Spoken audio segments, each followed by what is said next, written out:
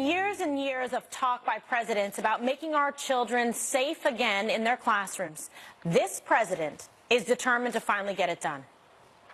People sitting in my position did not take action. They didn't take proper action. They took no action at all. We're going to take action. We're going to do strong background checks. We're going to work on getting the age up to 21 instead of 18. We're getting rid of the bump stocks, and we're going to be focusing very strongly on mental health.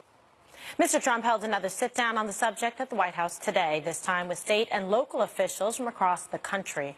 In addition to gun law reforms and mental health screenings, the president suggests arming some teachers to deter school shootings. We have to harden our schools, not soften them up. A gun-free zone to a killer or somebody that wants to be a killer, that's like going in for the ice cream. That's like, here I am, take me.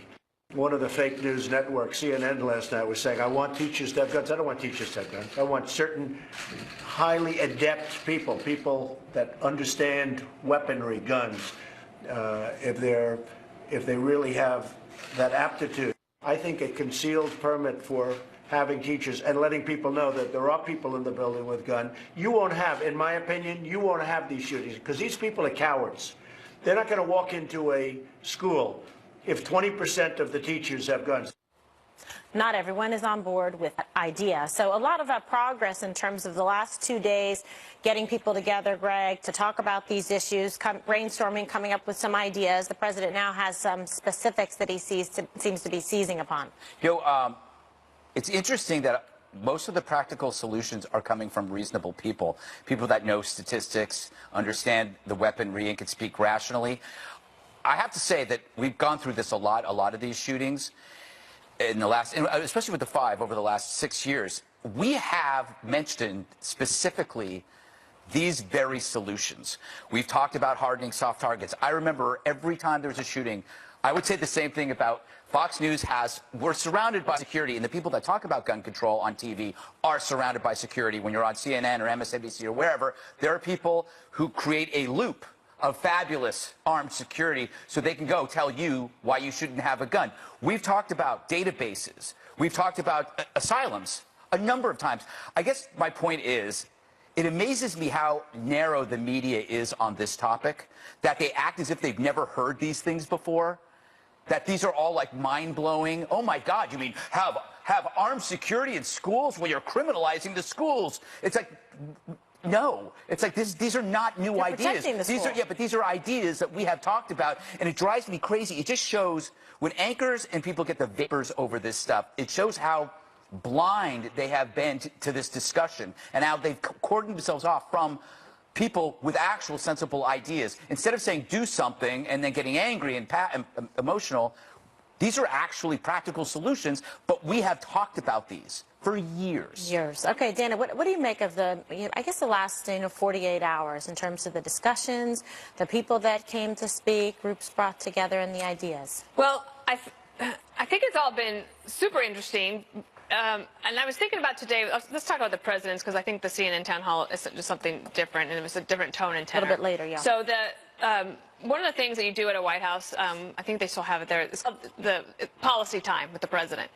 This is usually something that is definitely not on camera, and it's where everybody that has a seat at the table, usually senior staff and relevant federal agencies, either the secretary or the deputy, are there, and they throw out their ideas, and the president can say yes, no, I don't like. You were actually watching that in real time today. For example, a couple of times the president jumped in and said, I don't like the active shooter drills. I don't like it. And he explained why. Because he said for children it would be traumatic, and why would we want to do this to them? It was very interesting to see that. And you also have a situation where a president in real time is talking about ideas that aren't totally fleshed out. And so when somebody says, well, but the NRA is not going to support that, it's like, oh, yeah, they will. Then the NRA says, well, no, actually, I don't support that when it comes to raising the age limit. But he's not afraid to walk over hot coals that most politicians aren't willing to do, to just say, well, I'll try that. I'm for that. Well, why don't we try that? And maybe at the end of this, we'll end up with the bump stock thing, maybe something on the state level that deals with protecting schools and hard targets. I do think that some of that has to come from a local level. You get people getting real specific real quickly. President said, what about giving some of these teachers bonuses? If they are adept at using weapons and they could be one of these teachers, and we could give them a little bit of bonus, and it's an incentive money. Immediately, the school board person there says, yeah, could you tell us how we might actually pay for that? Because we don't have any extra money for that. And the president's like, okay, but we'll work on that later. You're actually watching policymaking in real time rather than getting it all finished and in a nice package with a bow and then presented to the American people. So it's interesting. Okay, good. I love the bonus idea, though. That was a great idea. It's a businessman's idea. Exactly. It's an incentive Bonuses. that would work. But it makes sense, right? crumbs. But you build Not in crumbs, some yeah. incentives. What did you think, Jesse? I mean, obviously, I know you were very moved, as we all were yesterday. And then today was, I think, a significant follow-up. I'm kind of struck by how the Republican Party is the party of ideas. To Greg's point, you've had so many specific ideas come out from the president's mouth about solving this issue. You've had a lot of specific ideas coming from the president's mouth about solving immigration. And we saw the same kind of organic, how the sausage is made kind of meeting with the immigration thing. You're seeing it with guns now. And I'm not hearing the same sort of ideas coming from the Democratic side of the aisle. I don't even know what the Democrats want to do on guns. I know they don't like guns. I know they want to ban AR-15s, but besides that, in terms of school safety, what is the Democrats' position on school safety? I don't know what it is. Maybe Juan can enlighten me, but we've just rattled off 3 to 4 to 5, 6 really great practical ideas, and the president, to his credit, is leading his party away from the kind of strict, I'm not going to do anything on guns stance that they've had in the past. And it's a tired analogy. It's the Nixon goes to China analogy. I hate to use it, but it's so appropriate here. If anybody can do something on guns and gun safety, it's going to be President Donald J. Trump. It's not like, and the Democrats love to say this, the kindergarten teacher who's 80 years old, Miss Edelman, is going to be packing a 9mm on her waist while she teaches, 1 + 1 is 2. That's a scare tactic. He's talking about janitors or bureaucrats or administrators or teachers that are trained and have licenses, have a locked-up weapon, so when the alarm goes off, they can go do that. I don't see what the problem is with that. The Democrats seem to want to ban bad guys and good guys from having weapons. I don't understand why we would ban good guys. Okay. All right, Juan, what did you think of the last 2 days now? Well, I think the signal event of the last 2 days is the young people coming out, Kimberly, in the way that they have and becoming a force in the political discussion about guns in the aftermath of what took place in Parkland. And then the other side of it that's more fascinating to me, in a sad way, is the attacks on the kids that have come from the right, calling them actors and puppets. Crisis actors. Yeah, and absolutely belittling young people because they stand up and say, hey, this is impacting our lives, enough's enough, do something. I think it is a cry that's being heard around the country. Now, to me, when you talk about things like, oh, let's arm the schools, which is, like, seems to me the #1 idea coming from President Trump, essentially, I think you're enlisting then in the NRA Army because you're saying everybody has to have guns. We're going to have guns everywhere, even around our children.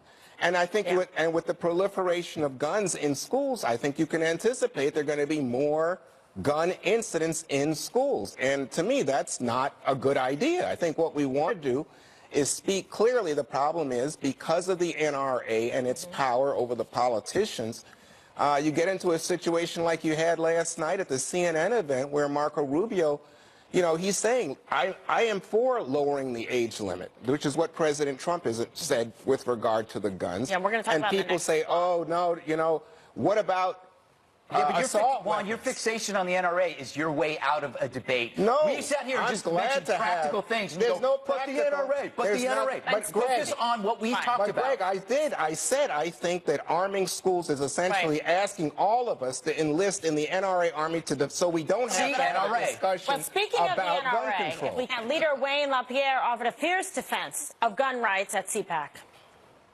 If they truly cared, what they would do is they would protect them. For them, it's not a safety issue. It's a political issue. Their goal is to eliminate the Second Amendment and our firearms freedoms so they can eradicate all individual freedoms. Evil must be confronted immediately with all necessary force to protect our kids. To stop a bad guy with a gun, it takes a good guy with a gun. Okay, that was a line, Greg, that was well received by the crowd. Saying, Yeah, it's a put down evil, you need well-worn somebody. line. We've heard this Yeah. line before, but it's true. If you want an example of what he's talking about, just listen to the police chief last night, and I know we're going to talk about the CNN town hall in the B block. But government, the police, sometimes that police chief can't protect you. I mean, they went to that kid's house how many times? They had like how many, 30 some odd instances, and they booed the NRA at that town hall. So what I learned when I listened to that police chief is that a private citizen, which is a security or trained personnel, could have stopped this because the police didn't. And that's the thing. Like sometimes government just can't be there. And I go back to that other statistic that's been used. The duration of a gun attack is dictated by the arrival of a second gun. So if the gun's already there, do the math. Let me just Save tell you lives. something that stood out to me watching Wayne LaPierre, who I know. I thought Wayne LaPierre at CPAC, this is going to be Wayne LaPierre being feted, endorsed, applauded. Dana Loesch was there too, Yeah. Kimberly. I thought this is going to be their moment because this is their crowd. At one point, Wayne LaPierre says, it's awfully quiet. Oh, I guess you should be afraid. You know what? I think there are lots of people who identify as conservatives and gun rights supporters who are uncomfortable at this moment, and I think that's great. I think you're looking at a transition at the NRA. I think that he is the old face of the NRA, and I think the new face Don't is tell Dana him Lash. that. He would not be happy. But I'm just thinking that Dana Lash is I believe, is the future, which you have a young, strong woman who can articulate this idea to young people and brave enough to go in front. Like, CNN offered such a great deal to Dana Lash. Don't come and we'll make fun of you, or come and we'll make fun of you. Well, Yeah, I Marco mean, she's- Rubio showed up. I agree. I agree. We got to talk, guys. Juan, That's the can B we- block. We've said it Can 10 we? times. I want to address something you said Sure. in the beginning.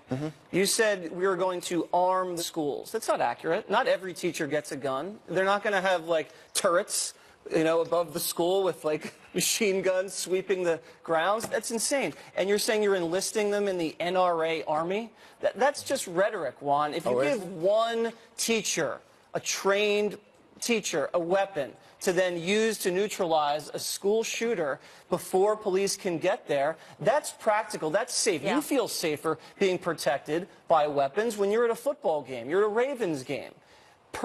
There's one police officer armed for each 1,000 fans. That's a good ratio. So if you have a high school with 1,000 people, you have one armed person. That's not an army from the NRA. The NRA is being created to be a boogeyman because if you look at the statistics, the NRA doesn't donate that much money to politicians compared to other people. They donate less than unions. Wow. They donate less than Planned Holy Parenthood. smokes. They don't even crack the top 50 in terms of lobbying outfits. So, listen, I know the NRA is powerful in your mind, but a lot of the politicians that vote with the NRA aren't doing it because they're beholden, because they're getting a lot of donations. You can't buy a politician for $2,500.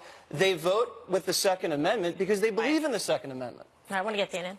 Well, I'm just going to bring up one other thing, which is the possible things that are changing. One of them has to do with something that's been sort of a thorn in the side of a lot of people for a long time, especially on the left, is that the CDC, the Center for Disease Control, because of an amendment that was passed 25 years ago, has not been allowed and has not been funded to study gun violence and mental illness and gun violence. And all of those things get botched up. So one of the things we've talked about here is that it's better to make decisions based on evidence and facts and research so that you can be logical about it and actually try to solve the right problem. Well, there's been changes now. It looks like at least the Secretary of Health and Human Services, the new one, Alex Azar, looks like he's willing, he said in a hearing last week, to look at this issue, put some money towards it, and even the person, it's called the Dickey Amendment, former Congressman Dickey is actually thinking, I didn't mean for this to actually happen over 25 years. I'm okay with having some research done. So it might be a small thing, but if you are wanting to make decisions based on research, Right. then there might be a way forward. But there. Dana, do you know why that is? It's because of the power of the dollars from the NRA that has shut that down and made it a political issue. No, Now I you know. I can't used to even answer count. questions about it all the time. It's But obviously not that powerful because they're Right. now open to doing it. Well, I mean, 25 years. That's how difficult it is. Greg says, let's have real ideas and real conversations. I am so for it, but I think exactly the opposite of you. I think it's shut down by people who are fearful of the NRA. What about? What I have mean, you been I doing the remember. last 2 I mean, days? President. I remember somebody named President Obama, who had a Democratic Senate and Democratic Congress.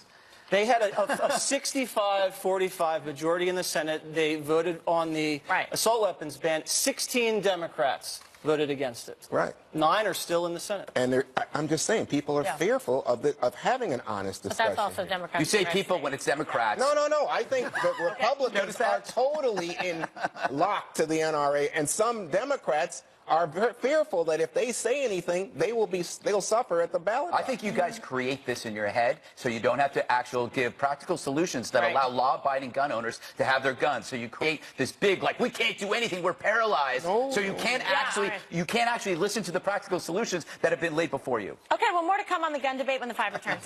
Sorry about that. You got to take the shot.